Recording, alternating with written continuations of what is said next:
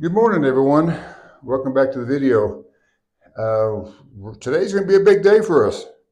Don't mind the echo. We're stuck inside this box.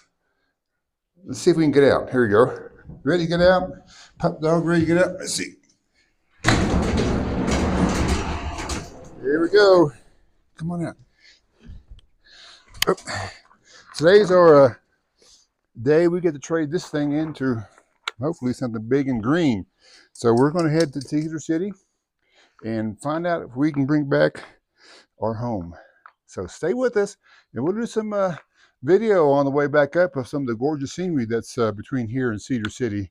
I'm not doing it on the way down because it's too hard to focus and drive with this thing, but the best will be pulling off a few times, I'm afraid, but we'll have time to get some scenery. So um, Pup's ready to go. We're unloaded, and we're ready to head down to Cedar City. Well, we got it back. This beautiful place here, Cedar City, Utah. Let me just say this. The last time I came up this mountain, this was the first place I stopped when it started getting hot. I'm already on my fourth place now that it's getting hot. So I don't think it's working very well. We're gonna keep on going. It does seem to have a little more power, but man, it's getting hot quick. So we're going to continue on. There's some views. Pep found some cool water again. We had this in our previous video also, so this is just kind of a repeat of what we did. So, well, here we have made it to the Iron County Park, I think it's called. We stopped here on the last video, and also this is where I had my orientation for the camp hosting job, right over there in that pavilion right over there. But a little different now. The snow's gone, the trees have turned green, the aspens have, and there's still a pile of gravel. But Zen's here. He's already, hey pup, he is maxed out. He's been in town, been in the hot bus, been having to hang around and sweat and bark and pant. I had to go to the store, you know, those things, and he's not happy. But we're getting there. We're about, this is about 12 miles from Cedar City. And we have about 13 more miles, you can't see it, up that mountain.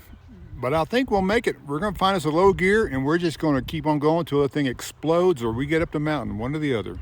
We'll see what happens. Stay tuned. Let me throw this in here. This is the stop in town. Perks Espresso and Smoothie. Little one of those coffee stands outside of Cow Ranch store. I haven't had a coffee in 3 weeks.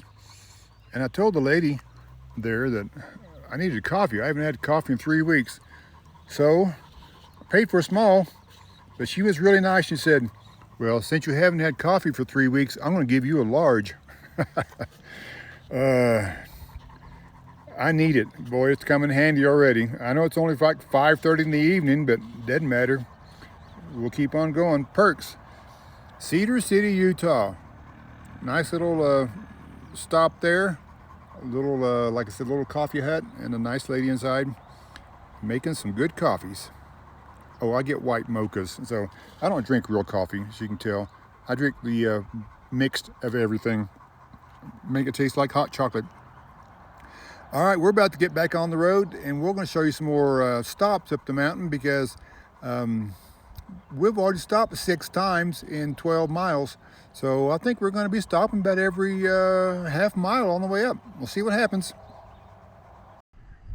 Well, pulled off again. Real quickly show you where we were before. There's an S-curve, and you can see it come down there, and it goes down. Well, this one actually, we're going uphill, but it circles back around down there, goes back down over there, and somewhere right down here, right down somewhere in there is where we were camped at. I was camped at for 2 weeks.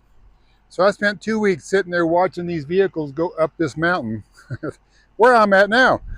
So we've got another 6 and 8% grade going up. Bus is getting hot again. Yep, we're cooling off, but it's pulling. So we'll see what happens.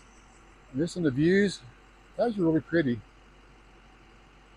Well, if I can get my camera to zoom. There you go. The red rocks. It looks like what Zion is all about. Those big red rocks. The dog's out here. He escaped from the bus, and he's right here. But we're going to go back on and move back up the hill. Well, here are those red rocks a little closer. Yeah, we made it up about maybe a mile. We're pulled over again. Bus is getting hot. We're really not pulled over very far because you can see not much of a space, but this is as far as I go because the bus kind of quit running. It just kind of choked down, and I just had to roll in here. So we're back to cooling down again, and we're going to get another mile out of it, and we'll pull over again. This is getting old, but it's an adventure. This whole life on the road is an adventure. So, heck, why not enjoy it while you're out here? Right, Pep? All right, here we go. Here's the valley below. Keep this door closed to keep the dog in. They'll come right on out. Come on out here. Come here. Here's the valley below. There's the road we were on about 15 minutes ago. Yeah, we stopped again. We're on the third time. We're making about a half a mile at a time before we have to stop, pull over, and let the bus cool down for about 5 minutes and go another half mile, and we're going to get there. It's kind of a continual story, so I'll quit griping about the that and just start showing you some beautiful scenery until we get parked back at the lake. We have made it to the summit. Let's get my camera to zoom in. If I get out of the road here, come on, camera. 9,910 feet. Dogs standing in the road and cars going by. So downhill from here. Let's circle around. I'll take a view at this. Yeah, the bus is still running. Yes. We'll take a view of the canyon that's down below us. And take a look here. There's a marker up here. This is a pretty view. I think I may have gone too far up to see the full canyon, but we're going to walk over here and look. You can see a lot of the dead pine trees, like I mentioned in my other videos. Up on the mountain, there are a lot of dead pine trees. So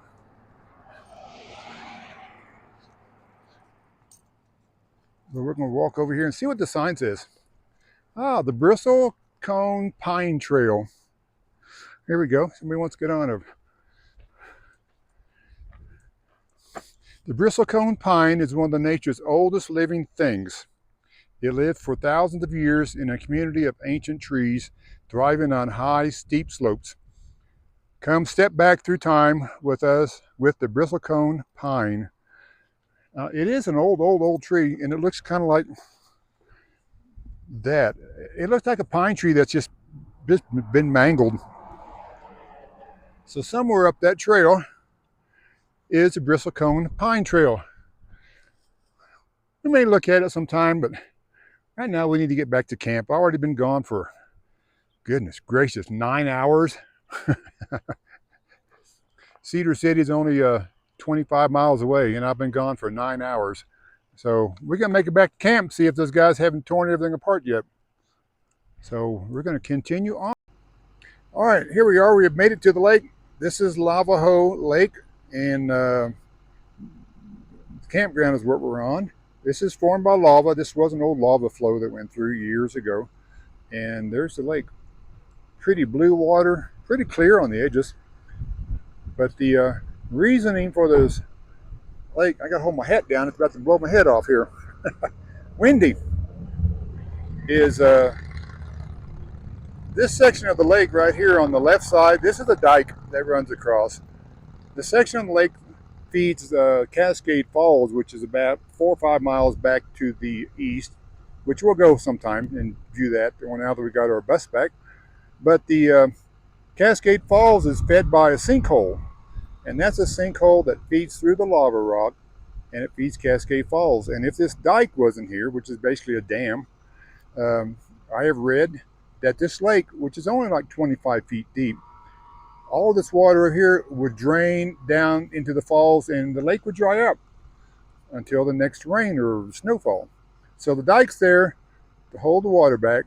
So, and there's an overflow right back there. And there's a lake. It's about 6 miles long. It's not very wide. It's just a typical mountain lava flow lake. It's kind of cool. I like it. And over there is my campsite. My campground is right there. And it's still intact. I don't see anything smoking or burning or nothing. So I think we'd be all right. We'll get over there in a couple minutes because it's downhill. The bus did pretty good when I got to the crest of this peak, this 9,910 feet. It likes going downhill. It does not like going uphill, but we'll work it out. But that's the lake, and we're going to head to camp. Navajo Lake is a product of volcanic activity. Oh yeah, over here on the right side, left side, back in the trees, there's a bunch of lava rock, which is kind of cool. We'll do a walk through there sometime. But let's get back to camp. Well, we made it back to camp. Here's our camp. This is one family that came over the weekend. I think there's close to 50 of them. I got permission to film them because I've taken care of them. They're taking care of me. I got to eat with them last night. Got to feed me some chicken and some potatoes and some corn and some pretty good cornbread. But here's where we were last night. Right up there is the overlook that we shot down from. So now we're shooting back up. But there's the camp. They'll be here for another few days. They spent about a little over a week here. It's the mom and dad, kids and grandkids, and there's just a bunch of them. But the bus made it back. The dog is over there resting in front of it. It made it back. It's parked in its spot, and I put an angle there because of the sun. If I park it straight back and forth like that, I don't get any shade in the morning or afternoon until it gets really here about 7 o'clock at night. So we park it at an angle, get daytime shade. Well, we're gonna leave that here and say thanks to everybody for watching, and we're gonna go see you on down the road because now we got the bus back and we're gonna start going a few places, hopefully. Have a good one.